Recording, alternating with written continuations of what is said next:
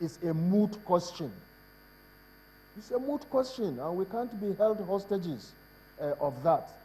We believe we could have conducted this election, and we could have done it successfully, and it would have been better than 2011, even though there will still have been challenges. There will still have been people who have not collected their cards, larger percentage than we have now. But that would not have undermined the integrity of the process as far as we are concerned. Prof, here I'm afraid I have to stop you because I must take a quick break.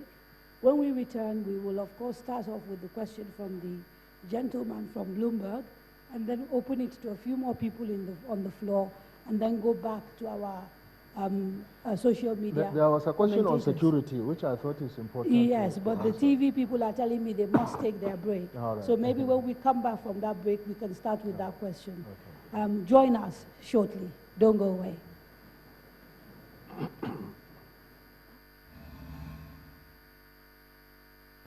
Welcome back. You are, of course, watching this live televised town hall with the chairman of the Independent National Electoral Commission, Professor Attahiru Jega.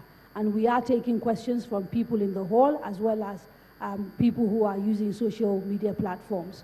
Now, before the break, a reporter from Bloomberg had asked a question about the progress that has been made around security since the postponement of the elections, and we will start the conversation right there. Prof? Thank you very much. I think there are more competent authorities to answer that question than myself as to whether security has improved.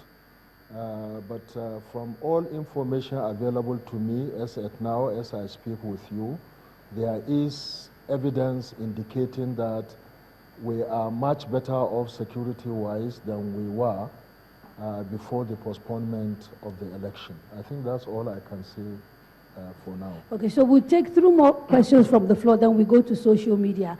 A lady in the yellow shiny wrapper, and then after her, there's this young lady here in front, and then right at the back, because I don't want to miss people at the back, there's a gentleman with a black T-shirt right at the back. So we do those three, then we take a few questions from Mercy, and then get the professor to respond, because we're now running out of time. I want to try and get as many questions in as possible.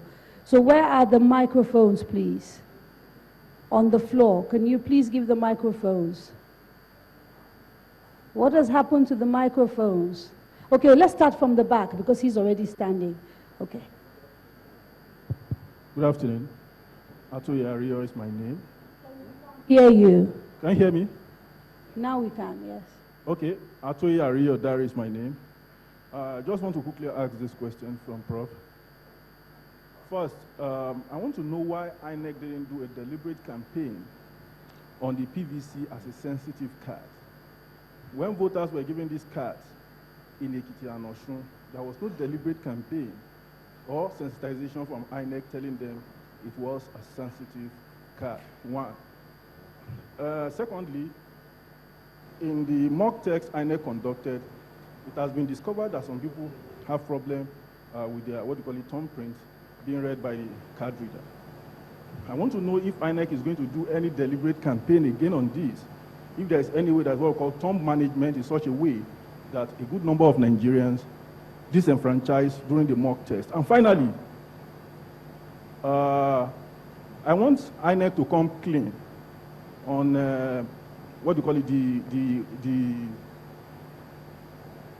IDPs, yeah, on IDPs. Now, I want INEC to tell us specifically, because the INEC chairman told the Senate that people will only be able to vote based on their polling unit, because the card readers are programmed in such a way that you will not be able to vote in other areas.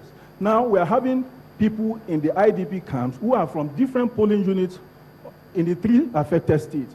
So I want to know what INEC is going to do. Is it the same? Is it going to have different card reader, the polling unit for those who will remain in the IDP camps to vote, or is it that the card reader will be disabled in such a way that all the IDPs will be able to vote with the card reader? We just want to know. Okay, if that question I think is clear. Let's take the next person, please. Can someone pass the microphone to the lady in yellow? What is happening to the microphones on the floor? Can you people be smart about those mics, please? Thank you. My name is Fatima Abbakaka, a registered voter. Actually, he has taken part of my question. Is the issue of the IDPs. What has happened to the IDPs? Have they collected their PVCs? And then are we taking care of the IDPs that are outside of this nation? Especially, even we have some in Abuja here, quite a number of IDPs. I'm coming from the northeast part of this region. To me, if there is any part of this nation that are desperate to vote, it's the northeast region of this country. Thank you, sir. Thank you. And the third question, let's do Mr. Wosu right here. Young lady, can you be looking at me so that you know who to give the microphone to? Thank you. No, here. Pink, right here. Thank you. There's a gentleman here, and then we come to her, and then we allow them to answer before we go to social media. Yes. Okay. My name is Steve Moso. I work for the Sun newspaper. Prof, you've been given a few assurances. I will need a few more. I'm a registered voter, but I'm one of the few in Oshodi Solo who have not collected my PVC. I have a problem with the data. We've been getting this report of people cloning PVCs, people doing all kinds of funny things with hacking and all that. With the hacking and all that. Now, INEC has insisted that all those cloned PVCs, the snatched PVCs, are as good as useless. But people have continued to snatch, clone, and steal them. Don't you think it is proper for you to work on an option B, a plan B, just in case that you're not thinking in the direction